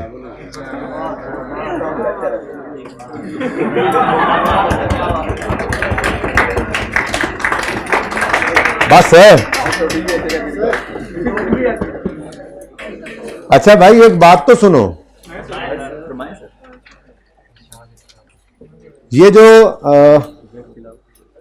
एसिड है, चुप कर जा, ये जो एसिड है, ये एसिड जब हमने कम किया था, मैं कम वाले से समझाता हूं, गवर्नमेंट ग्रांट की अमाउंट से, और रीपेमेंट के वक्त जो अब हम बढ़ा रहे हैं, एसिड की बुक वैल्यू 260 से 240 से 300 पे गई है नहीं गई, यानी एसिड की बुक वैल्यू रीपेमेंट की वजह से बढ़ जाती है, बढ़ जाती है नहीं बढ़ जाती, और रीपेमेंट की वजह से एसिड की बुक वैल्यू बढ़ जाती है। अब अगर एसिड की बुक वैल्यू बढ़ रही है तो एक डर तो ये भी पड़ जाना चाहिए कहीं इतनी ना बढ़ जाए कि रिकवरेबल अमाउंट से ही ऊपर निकल जाए, और रिकवरेबल अमाउंट गिरी पड़ी हो। ये इंडिकेटर ही है, छोड़ो इस बात को, तुम मैं ये बहस ना करो, मैं जो बात कह रहा हूं वो समझो, ये इंडिकेटर है, मैं कह रहा हूं ना, मैं कह रहा हूं इंपेयरमेंट का इंडिकेटर, तुम कह रहे हो नहीं है, मतलब क्या तुम्हारी बात मान लें ये लोग या मेरी बात मान लें? मेरी मान लो फिर ठीक है, is you are saying not is, I am saying is, but it is. ये जी मैंने ना मेरे सुबह वाले बच्चों, मैंने इस क्लास को थोड़ा लेंथी खींचा, चीज़ों को और ज़्यादा समझाया, ये भी आप लोगों को अवेलेबल किया जा रहा है क्योंकि सुबह वाली क्लास में बच्चे कुछ कम थे, और कुछ चूंकि ये एंड पे किया था, टेस्ट डिस्कशन पहले की थी, इनको टेस्ट डिस्कशन नहीं की मैंने, वो आप वाली यूज़ कर लूँगा। क्लास पढ़ाते हुए मेरे जहन में ही आ गया था कि मैं इस तरह से प्लान कर रहा हूँ, ठीक है ना? तो यार सुन लो ना प्लीज़ प्लीज़, इसलिए ये 5 मिनट हैं, जरा इसको पढ़ लेते हैं। ये सुबह वाली क्लास में पढ़ाया नहीं है, इसलिए आपको पढ़ा रहा हूं, ये जरूर बताया इनको कि ये हैवी एडजस्टमेंट है। सुनो अब, ऑन यकम July 14 Indus Pharma received a government grant of 280 to set up a plant in under developed rural area. Page number 27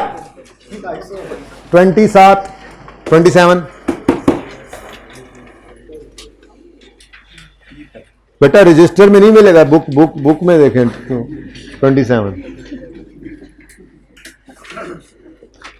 280 रुपए की ग्रांट रिसीव हुई है इन्हें।